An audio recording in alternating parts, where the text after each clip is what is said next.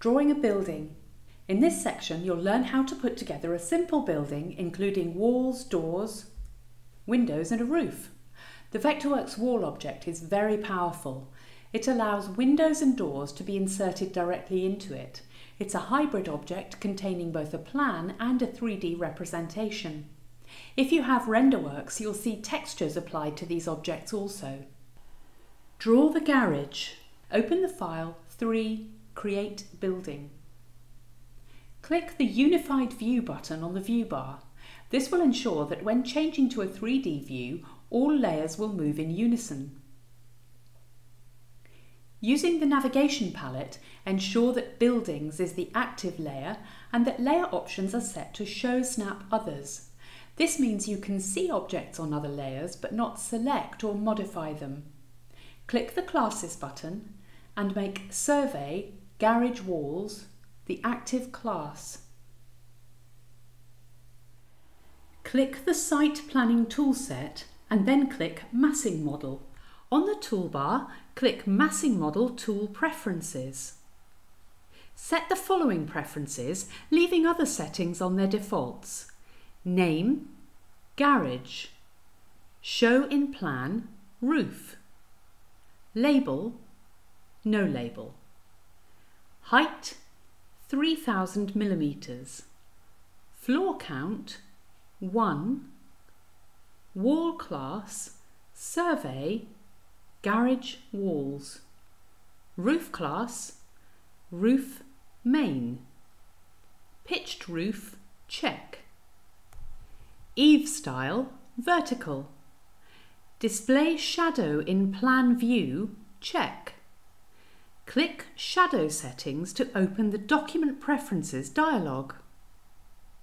Offset, 0.2, factor of object height.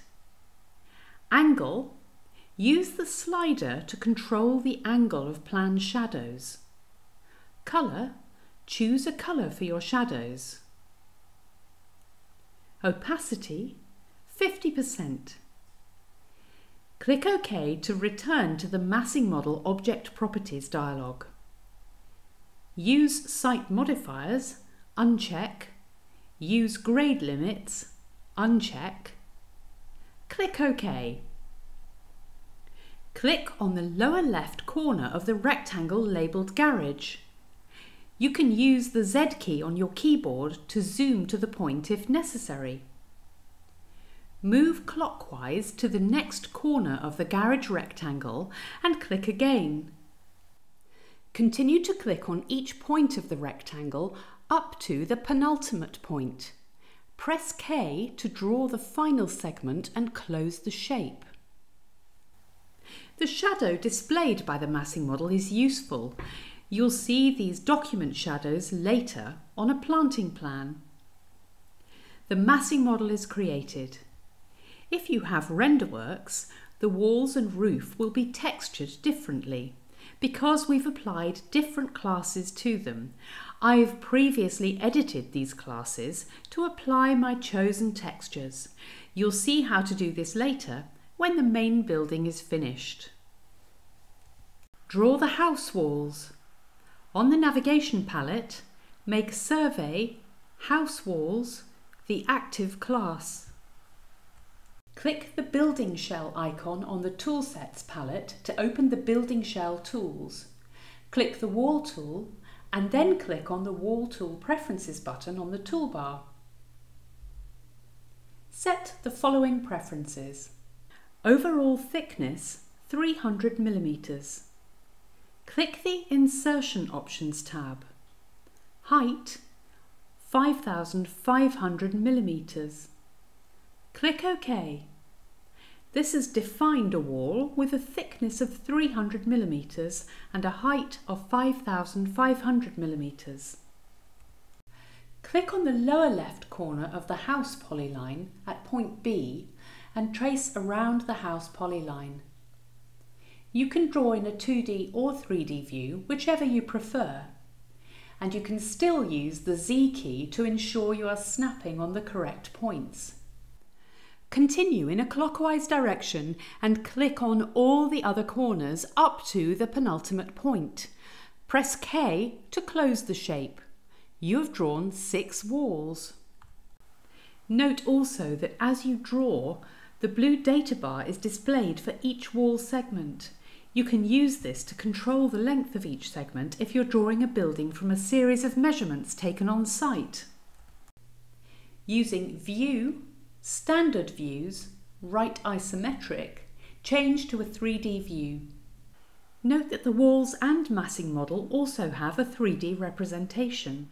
The building is displayed in a perspective view and is rendered using OpenGL mode by default. Insert doors. The door and window tools, also found in the Building Shell toolset, have a Preferences button on the toolbar that allows you to configure a wide variety of door and window styles. These can be inserted into walls at the correct position to properly represent access to the landscape and to represent the building in 3D.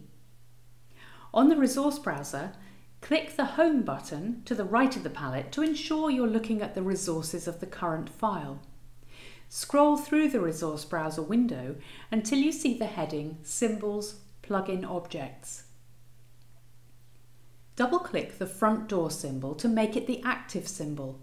Notice this has activated the symbol insertion tool on the basic palette and that the symbol name is displayed on the bottom of the resource browser palette. Bring the cursor to the centre of the front house wall, looking for the midpoint Q. The wall will highlight in red to indicate that you're about to insert a symbol into it. Click once to set the position of the door in the wall. Click again on the outside of the wall to complete the insertion. Click the Selection tool. Select the front door. On the Object Info palette, click Settings. The Door Settings dialog is displayed. Click the General tab on the left and examine the range of settings available for doors. In particular, notice that the size reference is set to rough opening, meaning the width of the doorway is being measured across the entire opening. This dialog is also displayed when clicking the Door Preferences button on the toolbar.